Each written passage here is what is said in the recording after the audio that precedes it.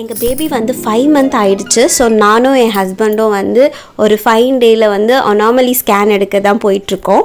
So already நம்ம NT scan 3rd மந்தில் எடுத்திருப்போம். பட் அந்தளவு வந்து பேபி வந்து பார்த்திங்கன்னா விசிபிளாக தெரியாது, கிளியராக தெரியாது. ஸோ இப்போ வந்து நாங்கள் பேபியை வந்து சூப்பராக பார்க்க போகிறோன்ற ஒரு ஹாப்பினஸோடு நாங்கள் வந்து ஸ்கேன் சென்டர் வந்துட்டோம்.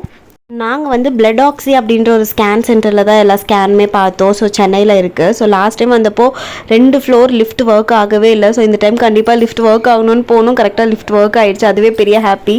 ஸோ உள்ளே வந்து நம்ம கொஞ்ச நேரம் வெயிட் பண்ணிகிட்ருக்கோம் டாக்டர் பார்க்க போகிறதுக்கு முன்னாடி. ஸோ அதுக்கு முன்னாடி வந்து பார்த்திங்கன்னா என் ஹஸ்பண்ட் வீட்டிலேருந்தே வந்து ஆரஞ்ச் ஜூஸ் போட்டு எடுத்துகிட்டு வந்துட்டாங்க. ஸோ பேபி வந்து கொஞ்சம் நல்லா ஆக்டிவாக இருப்பாங்க அப்படின்னு சொல்லிட்டு ஸோ கொஞ்சம் கொஞ்சமாக வந்து குடிக்க சொல்லியிருந்தாங்க. ஸோ நான் போகிறதுக்கு முன்னாடியே வந்து ஃபுல்லாத்தையும் குடிச்சு முடிச்சுட்டேன்.